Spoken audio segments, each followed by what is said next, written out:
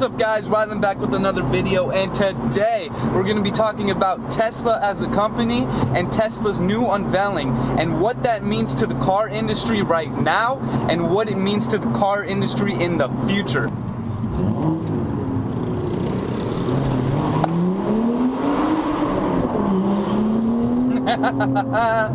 Oh, I love tunnels. I love tunnels. A little different scenery, as you can see. It's obviously not a car. Also, I had a different shirt on from what I was wearing when you first saw me in this video, and that is because I spilled some nice pre-workout all over my shirt. So, Merry Christmas. Now, with the launch of the new Tesla unveiling, the main thing I want to go over is the Tesla Roadster. And this was aimed specifically at every sports car, every supercar, you know, on the road right now. And they're putting down some impressive numbers on a spreadsheet. You know, 1.90 to 60, 250 mile an hour top speed, over 250 miles an hour. They're not even sure yet how fast it can go. Is incredible. But what we need to look at is, how does this car drive? This car is so hyped right now by all the car enthusiasts and, you know, all the just regular everyday consumers. We really need to put emphasis on how this car is to make sure that, you know, Tesla doesn't get away with coming out with not that good of a product. So how does this car drive is what I want to know.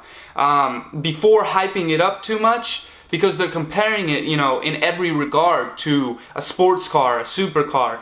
And I want to know, is there any type of road feel that you get from it? You know, unlike some Teslas that don't really have any road feel. The experiences that I've had with Teslas, I don't get really any feedback. A Tesla P100D is not that fun of a car to take around a track. Let me tell you that, because you can't feel that much. There's just vagueness behind the steering wheel, and you can't feel like, you know, loading up the car. There's no gears to go through and shift. It's very vague in a sense of, you know, other sports cars that are being produced right now. And a nice combustion engine car, you know, such as a Ferrari 458, Lamborghini Huracan, or even a BMW M3. There is an event that happens when you completely floor the accelerator. You get this jolt feeling every time you shift. You have the beautiful soundtrack of the engine in your ears that really it's, you know, stimulating another one of us human senses. There's 5 senses that we have, and sound is a very important one. And when you floor a combustion engine, a combustion sports car, it's such an event because it's so fantastic. With the Tesla Roadster, you're missing out on one of the 5 senses that's very important in that regard, especially when you're considering the emotional and characteristic events of being behind a wheel of a sports car that is extremely fast. The next thing I want to talk about in regards to the new Tesla unveiling and Tesla as a whole is the semi-trucks that they just released, and I think those are awesome. However, a lot of people in the trucking community do not really think that is, you know, they're not raving about it, so to speak, as a lot of people are. And that's because there's no mirrors, first off, in the new Tesla trucks. And that is going to be a very big problem and a huge learning curve for people who have been using mirrors, their specific big sized mirrors with, you know, all kinds of different angles for a long time. That's a very hard learning curve to not even be able to have mirrors anymore and have to rely on screens. I know that it's going to be especially hard for truckers who are, you know, a little bit older, because I'll use my parents for example. They don't use their backup cameras at all. They rely on their mirrors still. It's been ingrained in their memory that way. So it's, you know, going from one extreme to the other, and that takes a while to be able to learn. You don't just hop right in and you're good to go. You're like, those truckers are gonna be missing their mirrors, that's for sure. Additionally, not only are the truck drivers not going to have mirrors, which is going to throw them off quite a bit, I'd assume, but they're not going to have the windows that they're used to, so to speak. They'll be in, you know, a different location in the truck. The seat is dead in the middle of the truck, and I'm sure most of those truck drivers are used to looking, you know, directly over their shoulder and out the window, either to see a car or just anything in the road, anything. And I don't really think it's gonna be as simple to do that now that you're centered directly in the middle of the truck. You're gonna be able to still see the side windows and out, you know, in the distance, but what's very close to you, how are you going to be able to see that when you can't really look down or, you know, turn your head? There is pros to the new Tesla truck. There's a lot of great things about it, such as the obvious one, which is zero emissions. That's going to be great for the environment. And then you have, you know, the crazy speed, the acceleration that you can get out of these things, since it's, you know, instantaneous torque.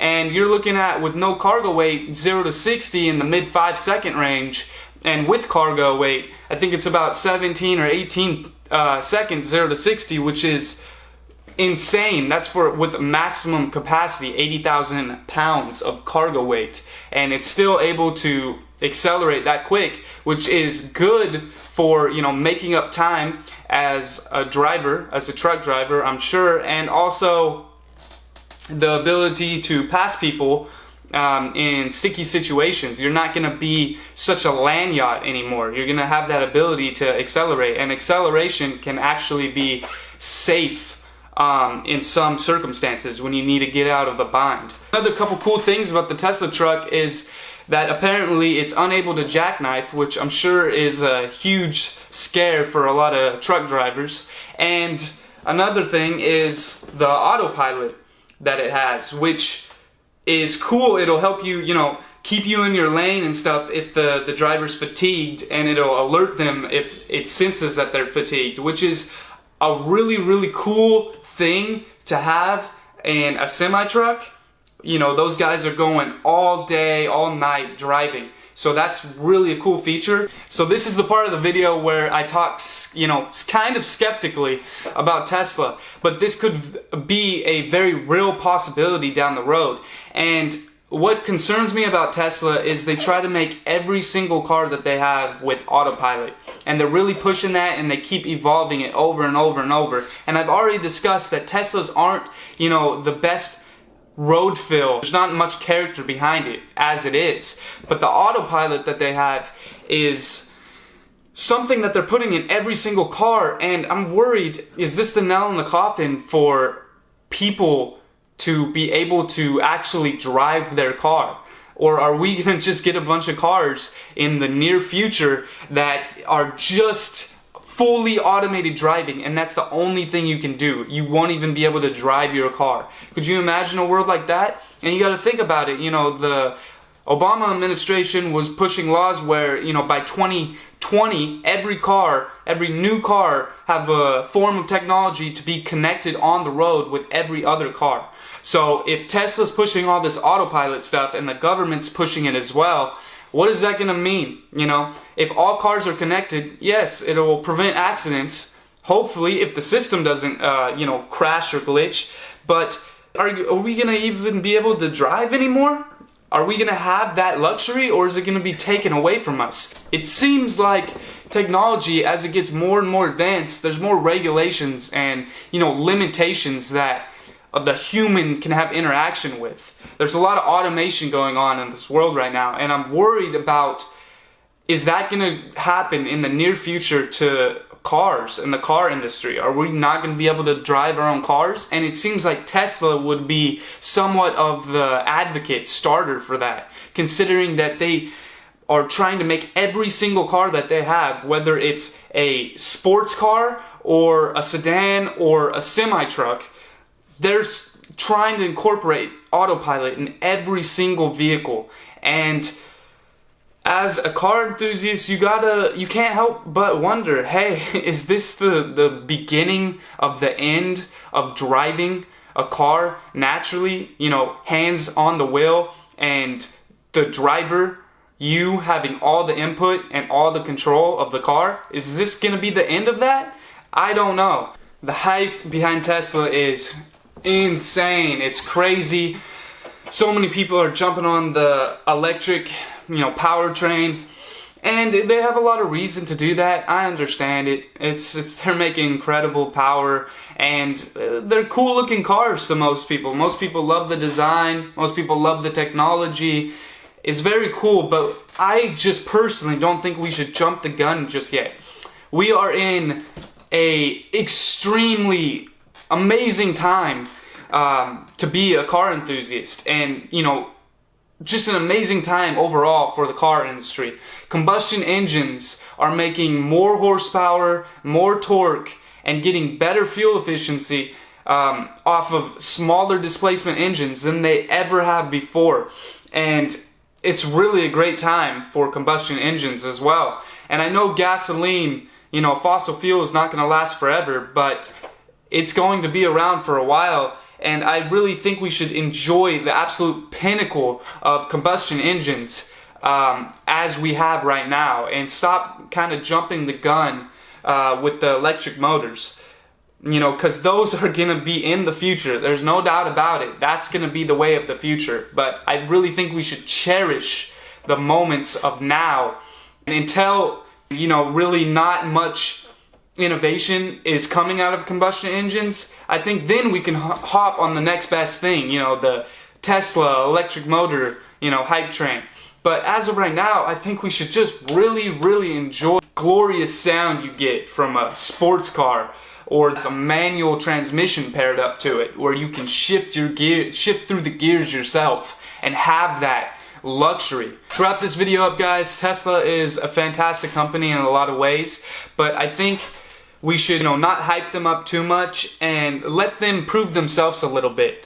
You know, Elon Musk is a crazy guy, and he's expanding the company very fast and promising a lot of things, which in most cases he's delivered. However, things such as, you know, Tesla 3 orders, they're pretty backed up on. So I think we shouldn't hype him up too much, because that could make the company start to rush things or not put enough effort into their product, and that could potentially be really bad for us and really bad for the company. So with that being said, I just want to say it again, and I am no way a Tesla hater. I do love Teslas a lot. They're very cool and innovative cars, and I really do, no matter what it is, love innovation. Even if I can't agree with some of its innovation, I still respect that. Alright guys, well, I'm going to wrap that video up here. I don't want to ramble on too much, but I want to tell you guys thank you so much for tuning in and watching these videos. I'm going to keep the ball rolling and try to do videos at least 3 times a week. You know what, I'm not even going to try. I'm going to do 3 videos at least a week. So I'm in it for the long haul. And I really appreciate you guys who have subscribed, left comments, left likes. It's all so awesome. And even if you have, you know, negative comments or positive comments, just be sure to put that. Like, I'm open to hear anything and everything. Like, I want to get better, and I want to provide better content to you guys. So thank you so much. Make sure you like, comment, and subscribe for more, and stay tuned for the next one.